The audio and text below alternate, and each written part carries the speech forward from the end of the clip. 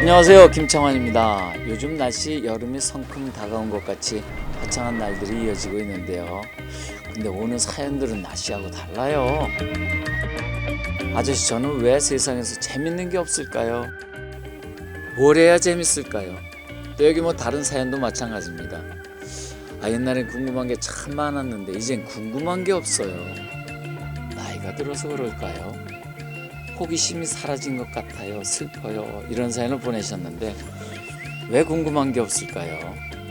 제가 그 나이 때는 어떻게 하면 부자가 될 수 있을까? 어떻게 하면 연애를 잘 할까?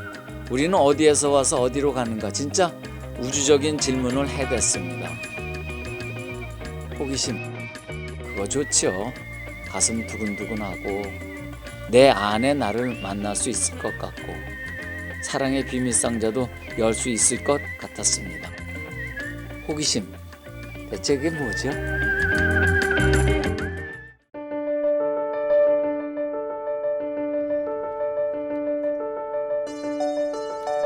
매사추세츠 공과대학. 미국 보스턴에 있는 이 대학은 과학기술계에서 똑똑한 사람들이 모여드는 그런 곳으로도 유명합니다. 그 대학 안에 있는 유리공예 공방. 티셔츠에 청바지. 평범한 대학생처럼 보이는 이 사람은 MIT의 천재로 불리는 컴퓨터공학과의 에릭 드메인 교수입니다.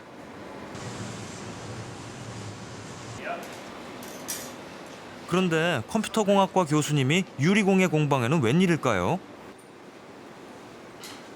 혹시 취미생활인가요?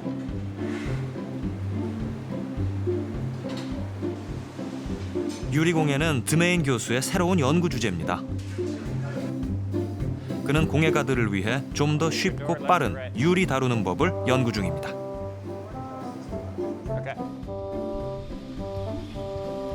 전공과는 아무 상관없는 연구들.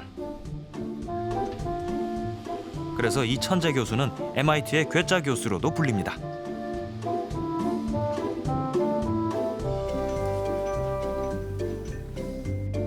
방 안에도 책 한 권 보이질 않네요. 책 대신 가득한 건 그의 호기심을 자극시키는 장난감과 소품들입니다.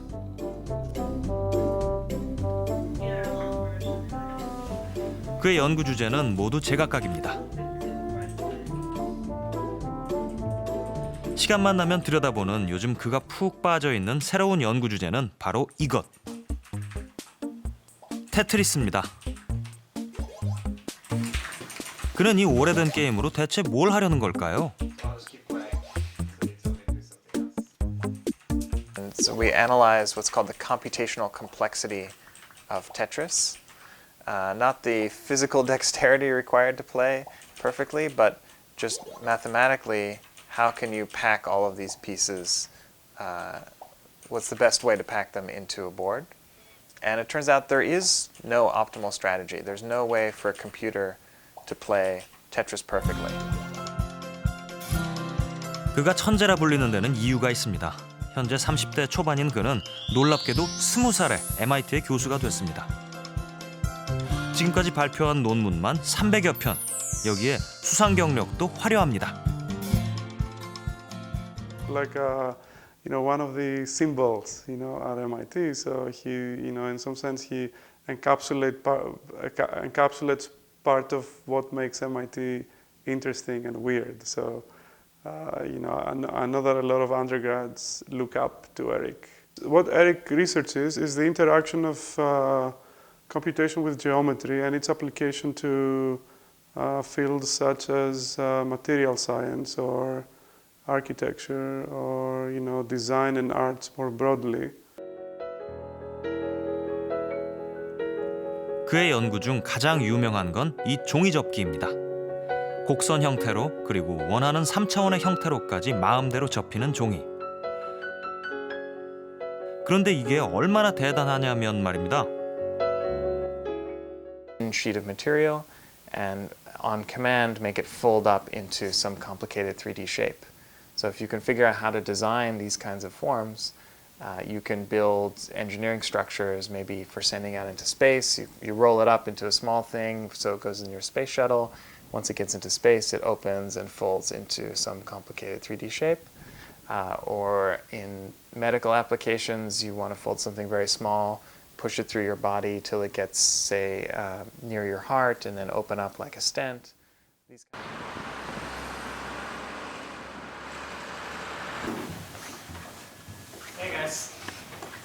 이쯤 되면 이 괴짜 천재 교수의 수업이 궁금해지지 않을 수 없는데요. we can apply to a zillion. 주로 대학원생들이 듣는 그의 수업은 MIT 내에서도 인기가 많기로 유명합니다. This is a rigid infrastructure that we 그는 can 수업 wait 시간에 for 학생들에게 수수께끼를 냅니다. Now if we put an elephant here, 그 주제는 그야말로 다양한데 They're always 오늘은 동양의 게임, 장기입니다. if these are all the same color, then maybe nothing. By blocking this elephant from moving by having elephants there and there and so on, then at some point the side elephants are going to be able to move in. So if you had a lot of adjacent elephants and horses, then you put these in order.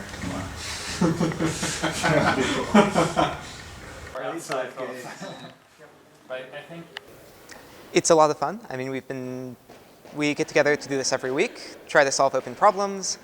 As usual, sometimes we're successful, sometimes we're not. 수수께끼의 또 다른 이름은 호기심.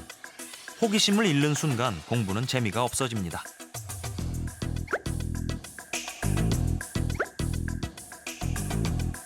필요가 아니라 재미에서 시작되는 연구. 그래서 그에게는 답이 꼭 필요한 건 아닙니다. 왜, 어째서, 그리고 어떻게. 그의 연구는 늘 질문으로 시작됩니다. I think one of the biggest challenges in science is asking the right question. I think if you ask the right question, it can lead you in directions that you might not have explored otherwise. Answers are important too, and it's important to be able to solve the problems that you pose. But I think in some ways it's harder and maybe deeper to ask the right questions because that's what shapes the whole direction of the research.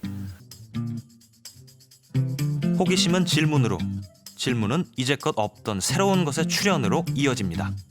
뒤뚱뒤뚱 걷는 게 아니라 날렵하게 뛰는 로봇, 치타 로봇 역시 그렇게 탄생했습니다. 동물에 관심을 갖기 시작을 했고요. 거기서 이제 그 어떻게 뛴다, 어떻게 뭐 클라이밍, 기어 올라간다 이런 어떤 동작에 굉장히 심취하게 됐어요. 그리고 거기서부터 이제 그때부터 뛰는 거에 굉장히 관심이 많았던 것 같아요. 어떻게 하면 로봇을 뛰게 할 수 있을까? 치타 로봇은 그의 첫 작품이 아닙니다. 도마뱀을 닮은 벽을 기어오르는 스티키봇, 자유자재로 기어다니는 지렁이봇. 동물은 늘 그의 연구의 중요한 한 부분이었죠.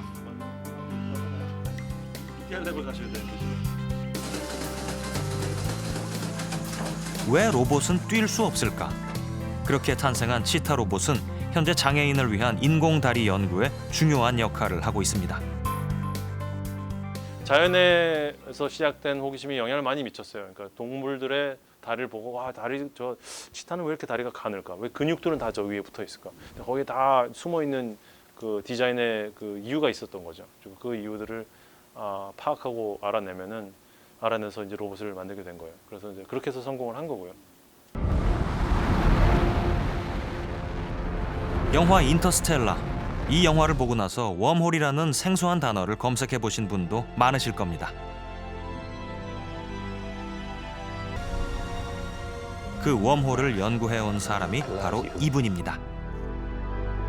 In 1985, a friend of mine named Carl Sagan, an astrophysicist, telephoned me and asked me to read a novel he had just finished writing called Contact, about humans' first contact with an extraterrestrial civilization.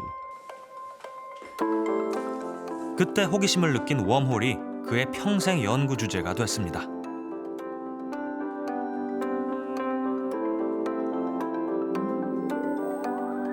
존재 여부조차 불투명한 웜홀. 그것을 붙잡고 그를 여기까지 오게 한 힘은 무엇이었을까요? I would like to think I'm a curious person. Yes, I'm curious. I'm very curious about the universe around me. I'm curious about my friends, about their lives, about the lives of people who are very different than I am. What would a world devoid of curiosity like? I think a world devoid of curiosity would be very boring. Very boring. I would not want to live in such a world.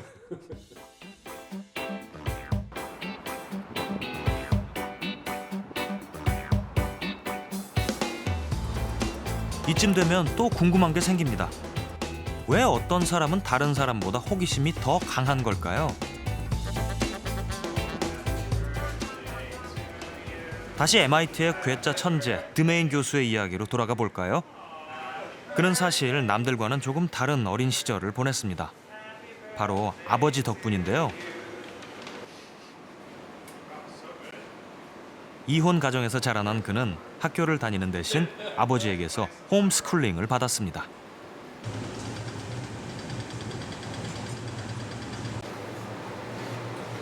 아버지의 교육은 드메인 교수에게 큰 영향을 미쳤는데요. 사실 유리공예에 대한 연구를 시작한 것도 아버지 때문이었습니다.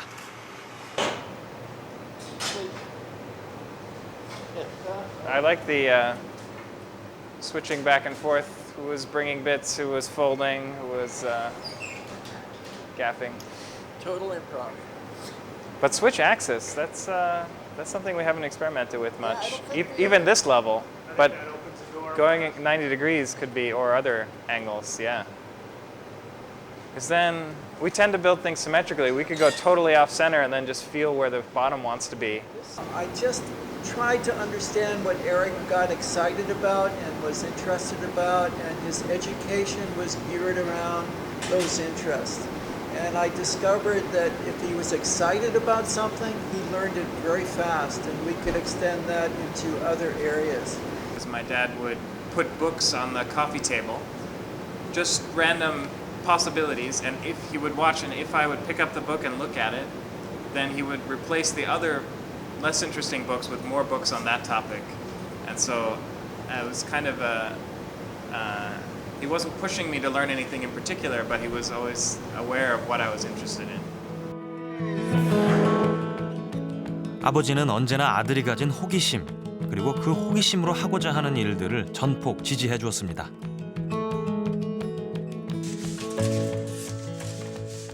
뿐만 아니라 아들이 하는 일이나 연구를 이해하기 위해 드메인 교수가 다녔던 대학을 따라다니며 같이 공부해 왔습니다. 아버지가 그의 친구이자 지지자, 동료인 셈입니다.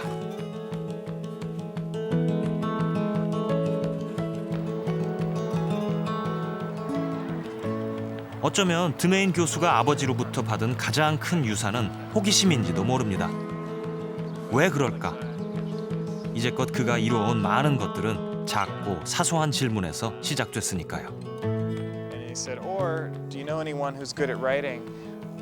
It's the wet folding. It goes hot Oh yeah? right above us. Just landed. Was it you? No.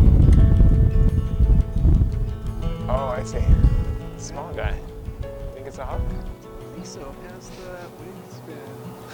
Looking for bad students in case they get. The one way that it's done is. 호기심이란 뭘까요?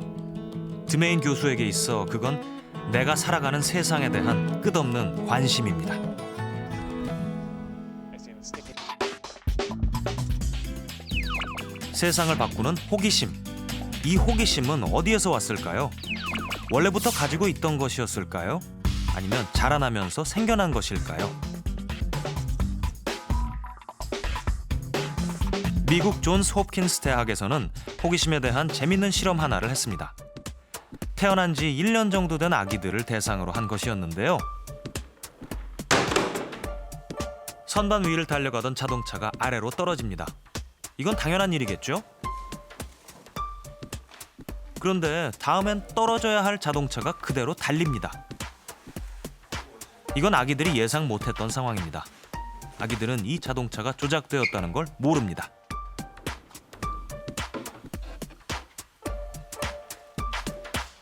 존스 홉킨스 대학의 실험을 그대로 한번 따라 해봤습니다. 생후 13개월, 이 아기의 반응은 어떨까요? 자동차가 달리다 그대로 떨어집니다. 잠시 자동차에 흥미를 보이다 이내 관심이 떨어집니다. 그런데 계속 달려가는 자동차에서는 눈을 떼지 못합니다. 집중한 시간은 5초와 23초, 무려 5배 가까운 차이입니다. 무엇이 이처럼 많은 차이를 가져온 걸까요? 앞의 아기와 비슷한 생후 14개월의 아기. 역시 예상한 상황에 대해서는 금방 흥미가 떨어집니다. 반면 예상치 못했던 상황에서는 집중도가 높아집니다. 지켜보는 거는 별로 못 봤거든요. 오늘처럼 이렇게 오랫동안 지켜보는 건 못 봤고 우선 가서 만져보는 것만 많이 봤는데 본인이 관심 갖는 거에 이렇게 오랫동안 집중할 거라고는 생각 못 했던 것 같아요. 시선을 집중해서 그것들을 보고 있는 걸 보면서 아이가 그 잠깐의 순간이지만은 저게 왜 그럴까? 이렇게 생각하는 것처럼 제가 보기엔 좀 느껴졌던 것 같아요. 자동차가 떨어지지 않고 달리는데 계속 쳐다보게 되는 건 당연한 게 아니냐고요? 물론 어른에겐 그렇습니다. 하지만 아기들에게 있어 이건 놀라운 사건. 알 수도 없고 예상할 수도 없습니다.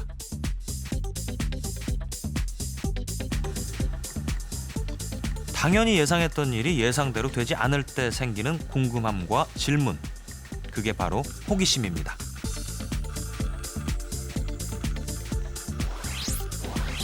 집중도의 차이는 무려 4배. 실험에 참여했던 4아이 모두 강한 호기심을 보였습니다.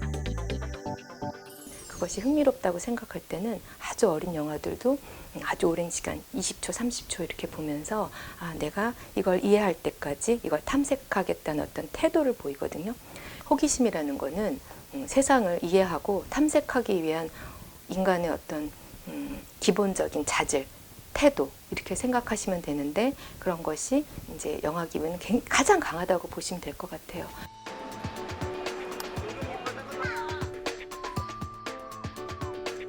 태어나면서부터 정도의 차이는 있지만 누구나 타고나는 호기심. 그런데 왜 어른이 되어가면서 우리는 호기심을 잃게 되는 걸까요?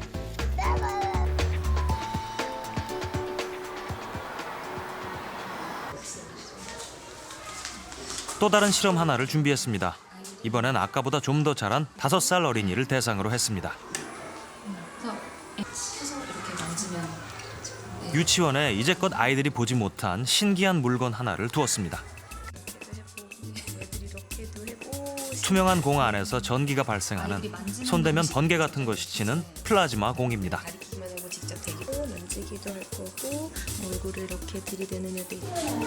실험은 두 그룹으로 나누었습니다. 먼저 교사 없이 아이들만 플라즈마 공이 있는 교실로 들여보냈습니다. 전문가와는 화면을 통해 아이들의 행동을 관찰했습니다. 아이들은 일단 처음 대상에 대해서 좀 머뭇거립니다. 두려워서 가까이 오지 못하고 이제 혼자 서 있는 아이들도 있고. 뭔가 신기한 것을 발견하긴 했는데 쉽게 다가가긴 어렵습니다. 호기심은 생기지만 쉽게 행동으로 이어지진 않습니다.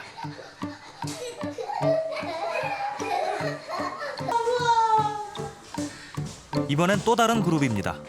앞 그룹과의 차이점을 둔 건 바로 교사의 동행 여부인데요.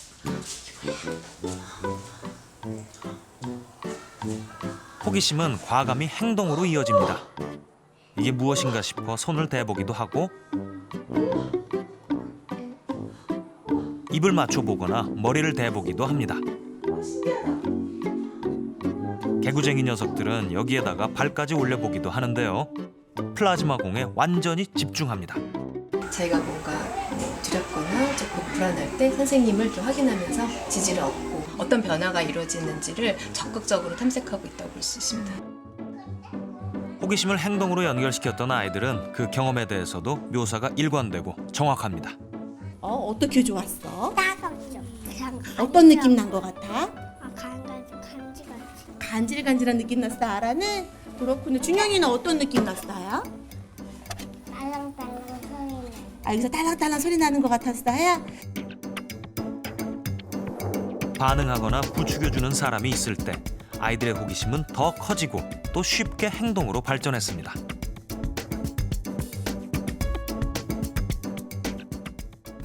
사실 아이들의 호기심이나 상상력은 주어진 것입니다. 그래서 아주 어린 아이들도 새롭거나 어떤 친숙하지 못한 자극이 있을 때는 흥미있게 들여다보고 어떻게 작용하는지를 알면서 즐거움을 누릴 수가 있어요.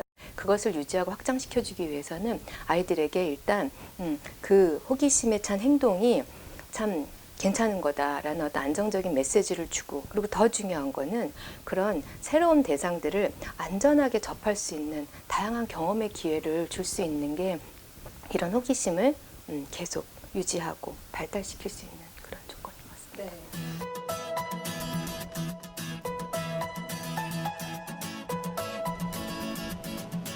스페인 남부에 자리한 말라가. 해변이 아름다운 이곳은 스페인은 물론 멀리 유럽 사람들도 즐겨 찾는 아름다운 휴양 도시입니다.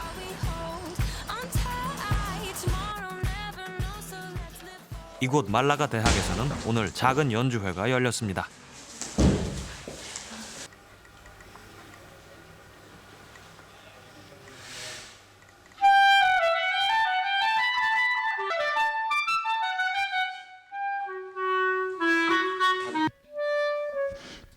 작곡가가 누구인지도 모르는 채 듣는 독특한 연주회.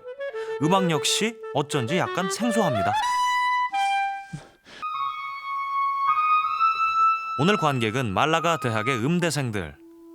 이 수상한 음악을 귀 기울여 듣는데요. 그리고 오늘 연주회에 참석한 또 한 사람.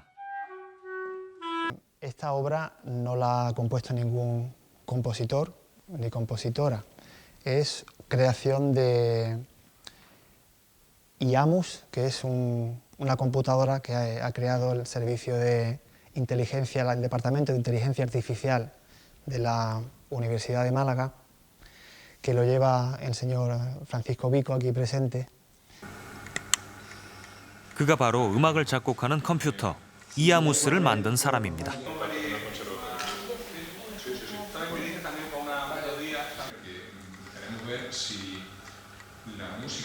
음악을 전공하는 학생들은 컴퓨터의 음악에 대해 어떤 느낌을 받았을까요?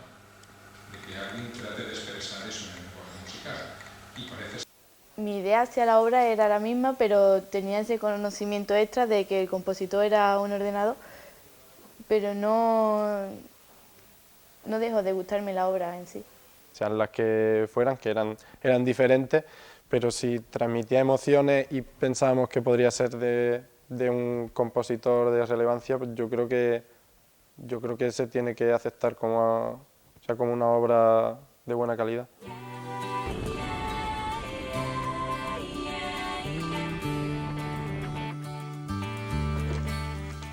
비코 교수는 스스로 알아서 음악을 작곡하는 컴퓨터와 그 프로그래밍에 대해 연구해 왔습니다.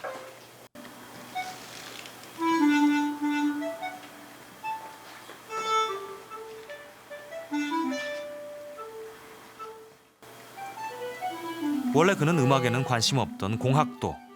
우연히 그의 호기심을 자극한 건 진화론이었습니다.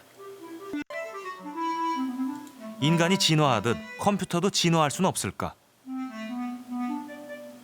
참 어찌 보면 말도 안 되는 질문이었죠.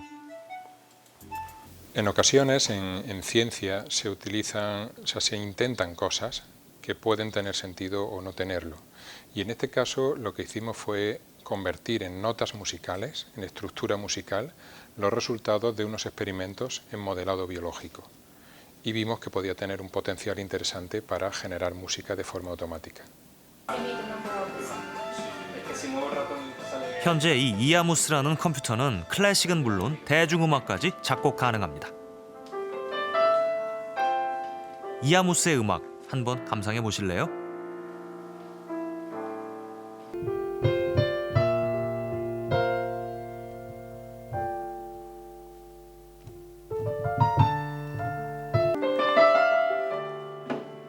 음악은 사람의 감정과 생각을 저마다의 악기에 담아내는 일. 어떻게 컴퓨터가 그런 섬세한 일을 해낼 수 있는 걸까요?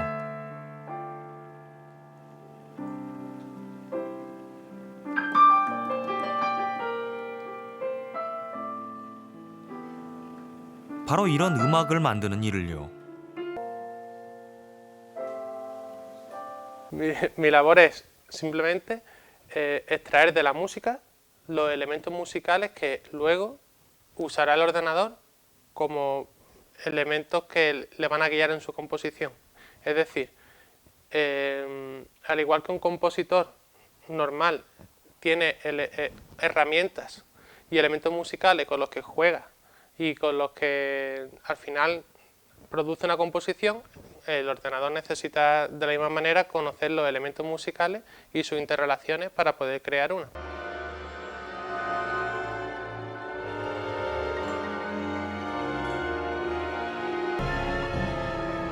물론 이아무스가 만든 음악은 사람이 작곡한 곡들에 비해 예술적으로 높은 평가를 받는 건 아닙니다. 사실 놀라운 건 이것이 어떻게 가능할까였지 그 예술성은 아니었습니다.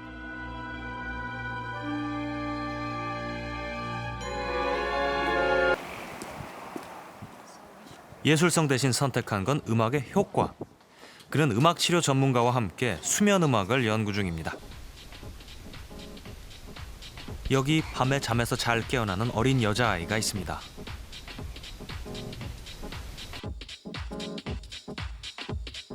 이건 이 아이를 위한 수면 음악입니다.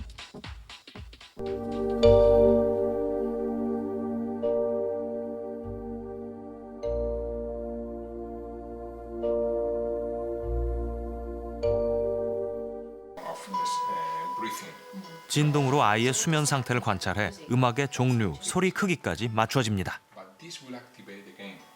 Music will have evolved from state 1 to state 2. But this will activate again the music. So we will go to state 1 again, and then 2, and then 3. And transforming into the right music. 정교하게 인간의 감정을 이끌어내고 그것을 치료에까지 연결하는 일. 그걸 컴퓨터 이아무스가 해내고 있는 겁니다. La riduzione della percezione del dolore viene utilizzato un principio distrattivo, vale a dire che la persona viene distolta dalla percezione del dolore cercando di spostare l'attenzione su quelle che sono le caratteristiche della musica che viene proposta. Questo si ottiene costruendo un disegno musicale che permette di introdurre continue variazioni, continue modificazioni della musica, in modo tale che l'attenzione della persona possa spostarsi dalla percezione del dolore alla percezione musicale.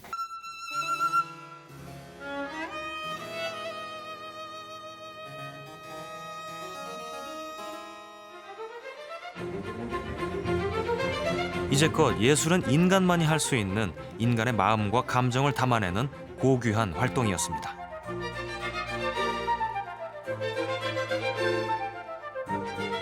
그런데 이 컴퓨터 공학자는 생각했죠.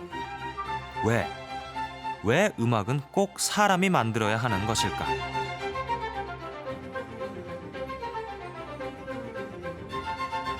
왜 모든 음악이 꼭 예술적으로 뛰어나야 하는 것일까?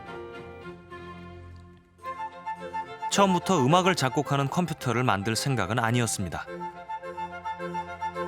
다만 질문이 그를 여기로 이끌었을 뿐입니다. La utilidad es el hecho de que la música, tal y como nosotros la entendemos, es un arte.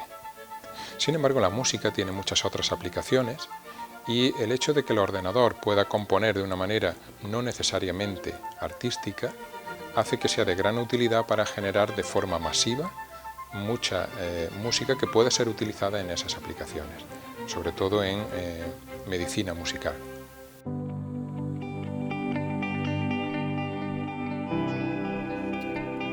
우리는 누구나 수많은 질문과 마주합니다. 어떨 때는 그것이 길을 가다 만나는 우연한 사건에서 비롯되기도 하고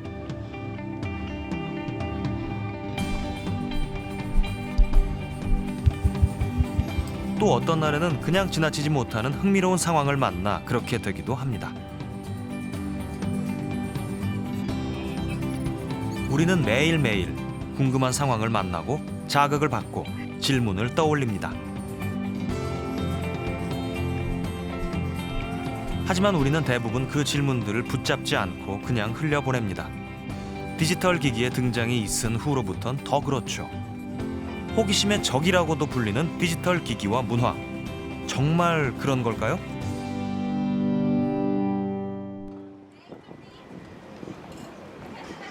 네덜란드 암스테르담. 여기엔 호기심과 디지털을 접목시킨 재밌는 학교가 하나 있습니다.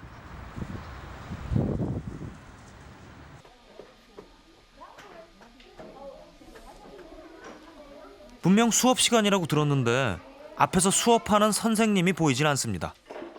아이들은 제멋대로 교실을 오가고 복도 한쪽에선 아이들이 모래로 장난을 치고 있습니다. 다 같이 배우는 교과 과정도 정해진 학년도 반도 없는 독특한 학교.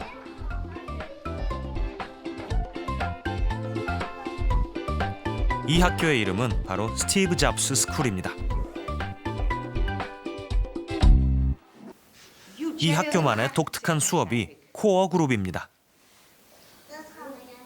Je bent een paar keer huilend thuisgekomen, want je wordt gepest. En dan zegt papa tegen je, weet je wat je doet? Je gaat de volgende keer gewoon maar slaan. Wat zou je nou kunnen doen? Ja. Als kinderen je pesten, kan je gewoon verder spelen of steppen. Dan negeer je ze. Ja. Als je ze niet hoort. Dus je luistert eigenlijk niet naar wat je vader zegt dan. Maar wat kan je dan wel doen? Want Tegen de juf vertellen. jij zou tegen juf vertellen, die heeft het gedaan.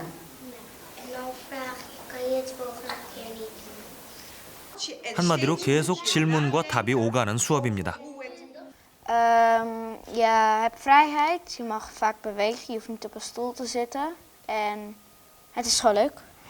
Want ik dacht dat ik alles zo goed wist, maar toen kreeg ik weer wat te horen van een kleine kindje. En dacht ik, is dat zo? En toen heb ik het op internet gelezen en ja, toen was het wel zo. 교과 과정은 학생과 학부모가 같이 정합니다. Ja, precies. Het Ja. is een leuk onderwerp Ja. waar heel veel feedback kan krijgen van de anderen. 디지털 기기는 스스로 답을 찾아가는 데 활용합니다. Het is niet goed om als leraar alleen maar te zeggen het is zo, het is zo, het is zo. Pak je boek en dan zie je hoe het is. Maar het is vooral om kinderen vaardig te maken om, als ze voor een probleem staan, om daar de oplossing voor te vinden. De goede vragen te stellen, de goede middelen gebruiken.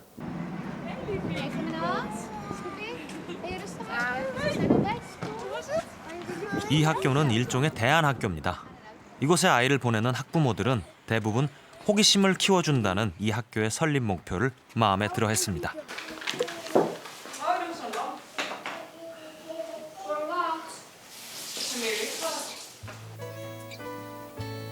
네덜란드나 한국이나 이 나이의 꼬마들에겐 게임만큼 재밌는 게 없습니다.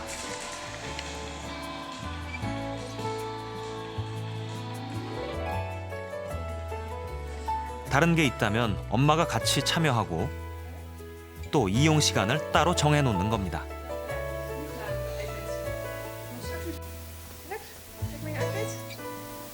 Oh, nu even buiten spelen, goed? Kijk, kom je schoenen aantrekken?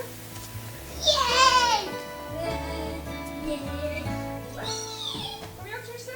Dan maakt hij een kwartiertje huiswerk. Mag hij daarna nog een spelletje spelen op zijn iPad. En dan daarna moet hij lekker met andere dingen gaan spelen dan met zijn iPad. En als hij de kans krijgt, zou hij eigenlijk de hele dag het liefst Minecraft spelen. 디지털 기기를 효과적으로 사용하는 일, 그게 루이스 씨가 고민하는 겁니다. 그녀는 아이들이 디지털 기기를 통해 더 많은 지식을 얻고 더 다양한 호기심을 느끼길 바랍니다.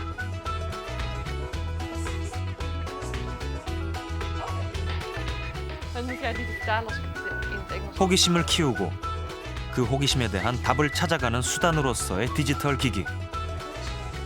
어릴 때부터 그걸 교육시키는 겁니다.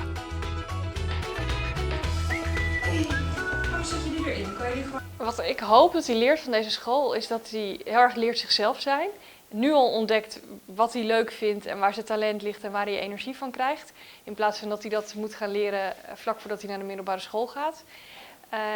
Dus ik hoop dat hij een heel zelfstandig iemand wordt die zelf zijn tijd kan indelen. Want hij moet ook iedere dag zelf plannen. Dus zelfstandigheid en proactiviteit. 진취적이고 자립적인 아이. 다만 호기심을 키우는 것으로 그게 가능할까요? 호기심은 드러나야 합니다. 호기심의 발현, 그것이 바로 질문입니다. It can't just be about giving them the information and the knowledge and then testing them on it. You've also got to create people who take that knowledge and then ask intelligent questions about, well, why, or how. People who are really curious know that there is stuff they don't know. And the more they learn, the more interested they are in finding out what it is that they don't know. So an education system needs to help people, give people the knowledge that they need just to ask those questions, and then it needs to encourage people to ask and to explore the knowledge that they've got.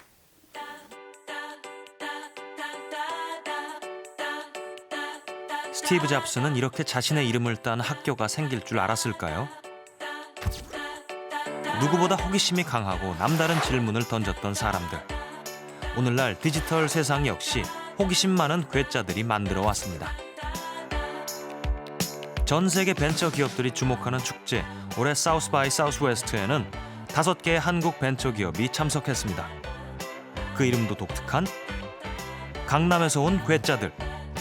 여기 그 중에서도 못 말리는 괴짜가 있습니다.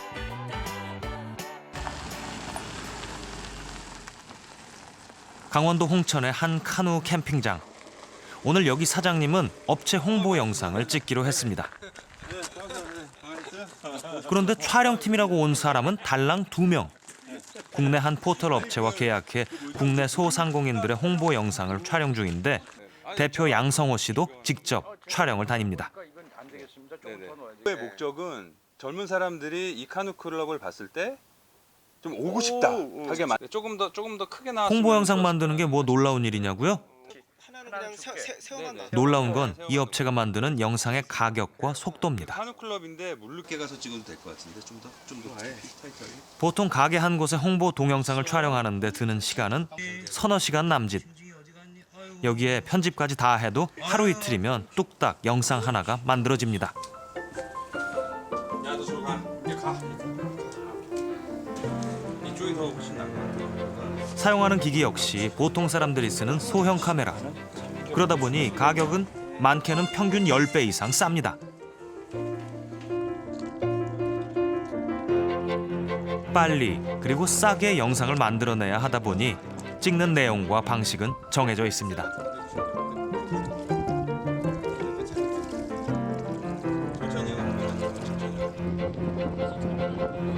그야말로 필요한 것만 빨리, 이를테면 박리담의 형식인데요. 어찌 보면 새로울 것도 없는 간단한 아이디어. 그런데 이제까지는 누구도 이런 질문을 던진 적이 없었습니다. 왜 이 비디오를 찍는 게 비싸야 되냐? 저는 그 왜라는 거에서 굉장히 궁금했었거든요.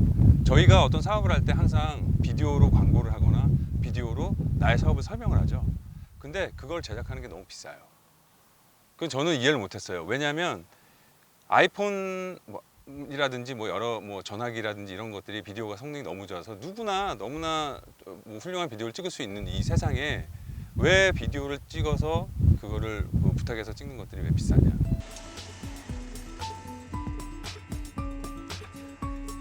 직원이 10수명 정도 되는 이 회사는 따로 사무실도 없습니다.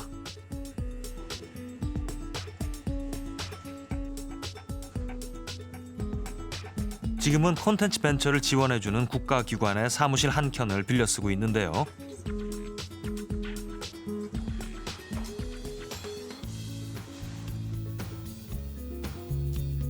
여기에서 편집과 고객 접대 그리고 제작까지 모든 것을 다 소화하고 있습니다.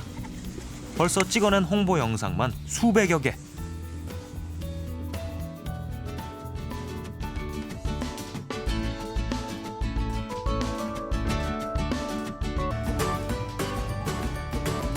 이처럼 빨리 많은 것을 제작할 수 있는 방법.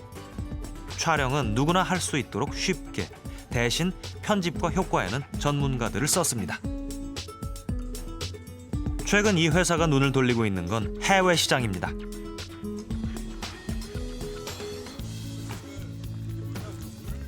올해는 일본은 물론 미국, 유럽까지 진출 계획이 잡혔습니다.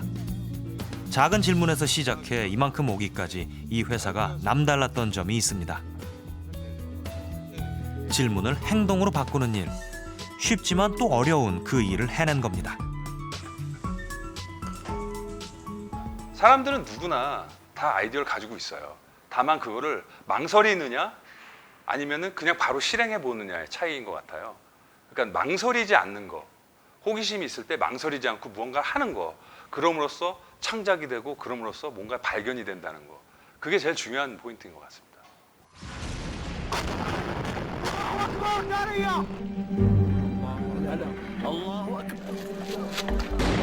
어떤 사람들의 질문이 자신의 일과 회사로 향해 있다면 그것을 넘어 세상으로까지 질문을 확대시킨 사람들도 있습니다. 우리는 왜 전쟁을 해야 하는가? 우리는 왜 서로를 미워해야 하는가? 세상을 향해 그 질문을 던진 이는 종군 사진기자 카림 켈리파. 이스라엘과 팔레스타인을 오가며 전쟁의 참상을 기록했던 그에게 찾아온 또 하나의 질문. Who's your enemy? 선한 모습의 보통 사람들, 그리고 우리가 적이라 믿는 사람들, 그 둘은 과연 다른 사람일까요? 뉴욕의 한 필름 페스티벌. 그런데 상영되는 영상은 오간데 없고 사람들이 저마다 이상한 장치를 쓰고 전시장을 오갑니다. 이 영상은 보는 것이 아니라 체험하는 것입니다.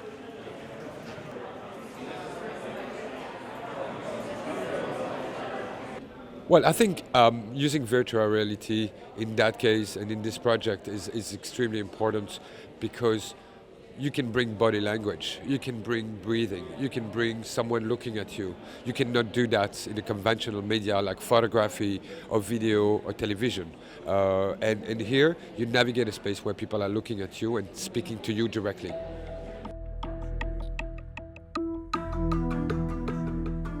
그가 만든 가상현실은 이렇습니다. 먼저 적군의 옷을 입은 사람을 촬영해 거기에 진짜 전쟁의 배경을 덧입힙니다.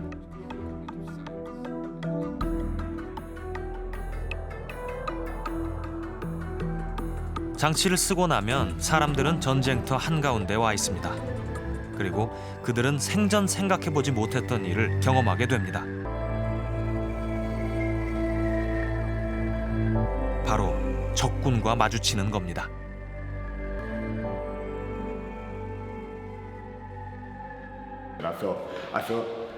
I mean, I was like, at a certain point, I was like, okay, well, I'm going to walk behind, but I felt rude. Like, I felt like I was... It's fascinating. I mean, I was trying to figure out if I could impact their I mean, what bodies, do you try to touch? you know? Yeah. But then you want to go like this to see if they follow you, if they don't. But it's a totally immersive environment. 종군 기자로 일했던 그는 사진으로 전쟁의 참상을 전하는 것보다 더 많은 것을 원했습니다.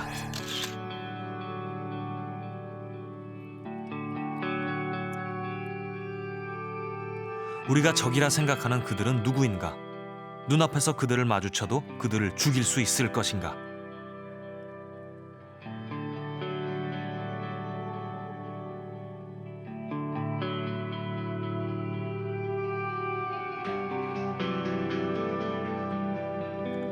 그는 이런 질문들을 통해 인류의 비극, 전쟁의 참상을 이야기하고 싶었던 겁니다. My experience at war has created this project. I've seen, as a war correspondent, I'm going on both sides of the conflict, and on both sides I meet human beings, but they need to deny the humanity of the other in order to wage a war. But they are human on both sides. And this is what I'm trying to put out in this work, is to remind the people.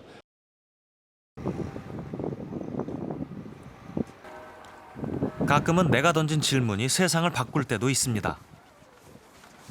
네덜란드에 사는 이 청년들은 오늘 바다로 나갈 생각입니다. 배를 타기 전 뭔가를 열심히 조립하는데요. 아무리 봐도 처음 보는 이건 새로 나온 레포츠 도구일까요? 생긴 것도 좀 이상해 보이는 이건 대체 뭘까요?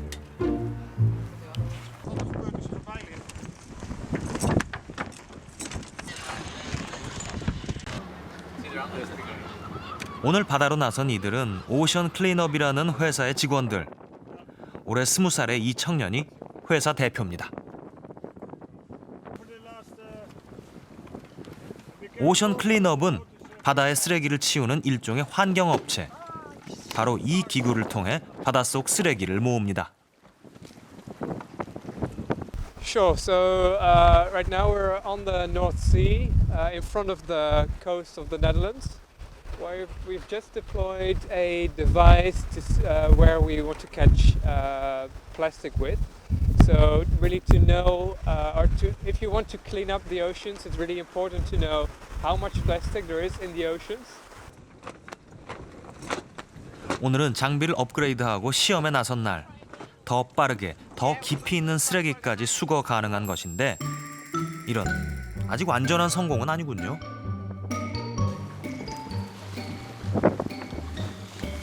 지구의 70%를 차지하고 있는 바다. 이 넓은 바다의 쓰레기를 이런 장비로 어떻게 치우겠다는 걸까요?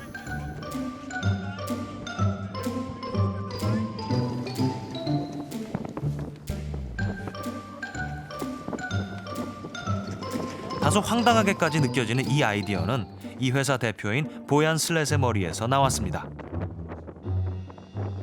그것도 그가 16살 소년일 때 말입니다. When I was 16 years old and I was diving in Greece and I realized I came across more plastic bags than fish. So I thought obviously something is wrong there and I wondered why can't we clean this up? And I quickly discovered that everyone involved in the topic was certain that a cleanup would be impossible, even though nobody had ever really investigated it. This idea at a TEDx Delft conference. 혼자서는 해낼 수 없는 일이었습니다.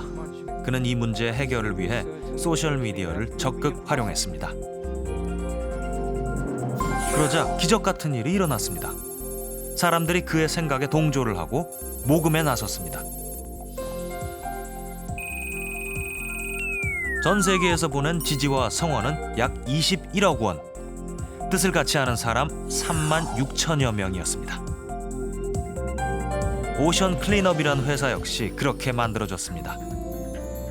Boyan is very popular on social media, so when the news start to pop up, I tune in and watched his first TED talk. I heard about him and I was fascinated by the idea, and then we started to work together. I contact him. Yeah. 누군가의 질문을 현실로 만드는 일. 그 일을 이 소년과 소셜 미디어가 해낸 겁니다. Why not? Why shouldn't I try? I think so. When I started with this project, I certainly wasn't sure that it would work. Even worse, I wasn't sure at all if it would work. But I thought, considering the scale of the problem, it was important to at least try. 오션 클린업의 사무실이 만들어진 건 네덜란드 델프트시. 이 회사가 만든 장비의 실효성은 이미 입증이 됐습니다. 놀라운 것은 또 하나, 애써 만든 장비와 기술을 독점하지 않는다는 것이죠. They don't need to have a knowledge on doing some handwork with metal or whatever. So everybody can, for example, take one of these trolls, or could be able to take one of these trolls and make some sampling on the water and then send it to us. 바다에는 해류의 흐름이 있습니다. 쓰레기가 모이는 곳에 구조물을 설치하면 쓰레기가 퍼지지 않고 한 곳에 모이게 됩니다. 그때 쓰레기를 건져냅니다. 상상했던 일이 이루어진 겁니다. Many people didn't know actually there could be a solution. Many experts believed there was no solution. And then this young boy came along and said, well, I might have an idea, let's see if it works. He then managed to gather a lot of people around him, do a successful feasibility study, and the idea is growing and expanding, so it's a great success. And I think that's one of the reasons people want to support us. 화두를 던지는 사람이 누구냐가 아니라 어떤 화두를 던지느냐가 중요한 사회. 디지털 문화는 그런 사회를 가능케 했습니다. 이 청년이 바로 그 증거죠. 우리를 고민하고 앞으로 나아가게 만드는 것, 그리고 세상을 바꾸는 것, 그건 좋은 질문입니다.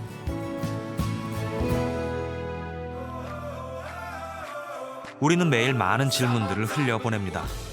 압니다. 바쁜 생활 속에서 호기심을 지켜간다는 건 정말 쉽지 않은 일이죠. 하지만 질문이 우리를 찾아올 때 그 질문을 붙잡아야 합니다. 그리고 그 질문을 파고들어야 합니다.